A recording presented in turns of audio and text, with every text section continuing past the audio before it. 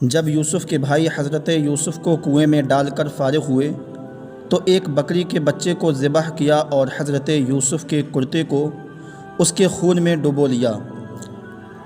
شام کو روتے پیٹتے گھر پہنچے۔ ادھر حضرت یعقوب کو بیٹے کا سخت انتظار تھا۔ بیٹوں نے یہ خبر سنائی کہ ہم تو یوسف کو سامان کے پاس چھوڑ کر آگے گئے تھے، اس کو بھیڑیا کھا گیا۔ حضرت یعقوب یہ سن کر رنج کے مارے بے ہوش ہو گئے۔ ہوش میں آنے پر روئیل نے آگے آ کر کہا، اے میرے محترم باپ، خدا تجھے یوسف کی طرف سے صبر جمیل دے۔ حضرت یعقوب نے بیٹے کا کرتا طلب کیا اور اسے دیکھ کر فرمایا، عجیب غریب بھیڑیا تھا، بیٹے کو تو کھا گیا اور اس کے لباس کو چیرا تک نہیں۔ اور فرمایا، فصبر جمیل واللہ المستعان علی ما تصفون۔ اب صبر جمیل ہے اور جو کچھ تم کہہ رہے ہو اس پر خدا ہی مددگار ہے۔ ادھر اتفاق سے سوداگروں کا ایک قافلہ مدین سے مصر کو جا رہا تھا، جو راستہ بھول کر جنگل میں بھٹک گیا تھا۔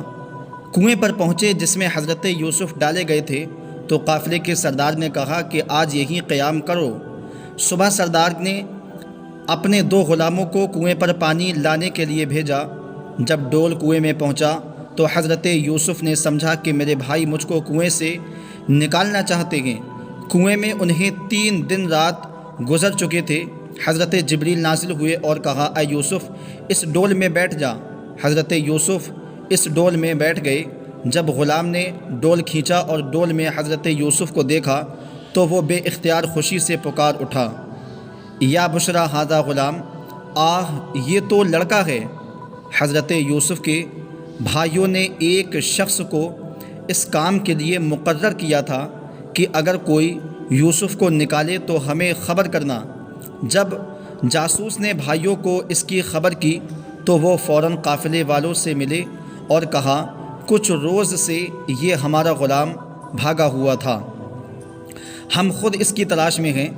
سوداگروں نے کہا، واہ واہ، یہ لڑکا تو شرافت کا پتلا معلوم ہوتا ہے، یہ کیسے ممکن ہے کہ ہم اسے بھاگا ہوا غلام سمجھیں؟ بھائیوں نے کہا، یہ غلام ہے، پیغمبری خاندان میں پرورش پائی ہے، لیکن چند روز سے بے وفائی اختیار کر کے بھاگ نکلا ہے۔ بھائیوں نے سوداگروں سے کہا، اس غلام کو ہم اس عیب کی وجہ سے بیچنا چاہتے ہیں، اگر خریدنا چاہو تو خرید لو ورنہ ہمارے حوالے کر دو۔ سوداگروں نے حضرت یوسف کے چپ رہنے سے یہ سمجھا کہ یہ واقعی غلام ہے۔ حضرت یوسف سے پوچھا تو انہوں نے فرمایا، میں غلام ہوں اور غلام کا بیٹا۔ سوداگروں نے کچھ تھوڑا درہم دے کر حضرت یوسف کو بھائیوں سے خرید لیا۔ پھر سوداگروں نے ان کو اونٹ پر بٹھا کر مصر کو راستہ لیا۔ جب مصر کے نزدیک پہنچے اور ایک چشمے پر اترے تو حضرت یوسف نہائے اور انہیں قافلے والوں نے نیا کپڑا پہنایا۔ تو حضرت یوسف کی خوبصورتی کو دیکھ کر وہ حیران رہ گئے۔ حضرت یوسف کو اللہ نے ایسا حسن عطا فرمایا تھا کہ وہ جس طرف رخ کرتے وہاں معلوم ہوتا کہ سورج نکل آیا ہے۔ قافلہ مصر بھی پہنچا بھی نہ تھا کہ حضرت یوسف کے حسن اور خوبصورتی کی دھوم مچ گئی۔ شہر کے لوگ دیکھنے نکلے۔ مصر کے بادشاہ نے بھی وزیر کو، جسے عزیز مصر کہتے تھے، روانہ کیا۔ وزیر وہاں پہنچا اور حضرت یوسف کو قافلے سے خرید لیا۔ عزیز مصر حضرت یوسف کو گھر لے گیا اور اپنی بیوی، جس کا نام زلیخا بتایا جاتا ہے، کہا، اس کو نہایت عزت اور آرام سے رکھو، ہم اسے اپنا بیٹا بنائیں گے۔ نوجوان یوسف علیہ السلام حضرت یوسف جوانی کو پہنچے تو اللہ تعالیٰ نے ان کو علم، حکمت، صبر، تحمل اور پاک بازی وغیرہ ہر ایک خوبی عطا کی۔ زلیخا حضرت یوسف کے حسن و جمال پر فدا تھی۔ حضرت یوسف کو جب اس کا اندازہ ہوا تو اس سے کنارہ کشی اختیار کرتے رہے۔ یوں زلیخا خود بھی نہایت حسین جمیل تھی۔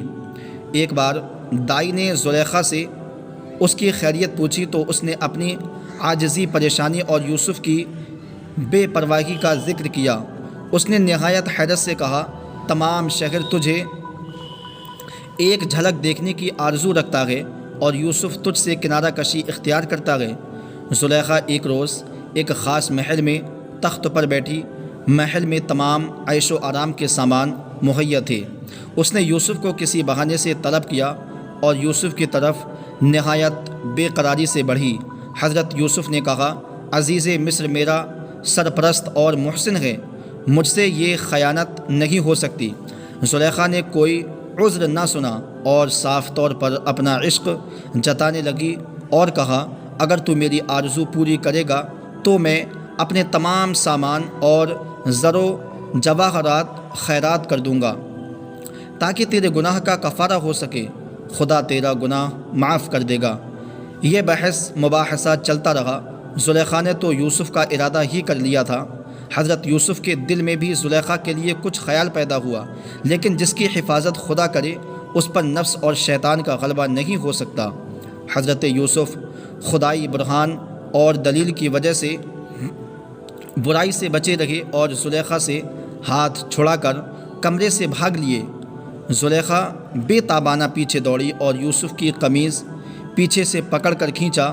قمیض پیچھے سے پھٹ گئی اور حضرت یوسف دروازے سے باہر نکل گئے۔ پیچھے پیچھے زلیخا بھی باہر آئی۔ باہر نکلتے ہی دیکھا کہ عزیز مصر سامنے کھڑا ہے۔ حضرت یوسف تو خاموش رہے، لیکن زلیخا نے اپنی خفت مٹانے کے لیے کہا، اس شخص کی کیا سزا ہے جو تیرے گھر سے برائی کا ارادہ کرے؟ ایسے شخص کو کیا سزا ملنی چاہیے؟ حضرت یوسف نے کہا، میں بے گناہ ہوں، اسی نے مجھ پر ڈورے ڈالنے چاہیے۔ اس موقع پر خدا کا خاص کرم ہوا۔ ایک بچے نے حضرت یوسف کی سچائی اور پاک بازی کی گواہی دی۔ اس بچے نے کہا، اگر قمیص پیچھے سے پھٹی ہے تو زلیخا جھوٹی اور یوسف سچے ہیں، اگر قمیص سامنے سے پھٹی ہے تو زلیخا سچی اور یوسف جھوٹے ہیں۔ دیکھا گیا تو قمیص پیچھے سے پھٹی تھی۔ اس طرح حضرت یوسف کی پرہیزگاری اور زلیخا کا قصور ظاہر ہوا۔ عزیز مصر نے حضرت یوسف سے کہا کہ وہ درگزر سے کام لے۔ اس نے پسند نہ کیا کہ لوگوں میں یہ واقعہ مشہور ہو۔ عزیز مصر نے زلیخا سے کہا، تو اپنے گناہوں کی معافی مانگ۔ کوشش کے باوجود بات چھپ نہ سکی۔ صحیح ہے، عشق اور مشق چھپے نہیں رہ سکتے۔ مصر کی عورتیں زلیخا کو طعنہ دینے لگیں اور کہنے لگیں، اسے کیا ہو گیا جو اپنے غلام سے عشق کرتی ہے، اور غلام ہے کہ اسے خاطر میں بھی نہیں لاتا۔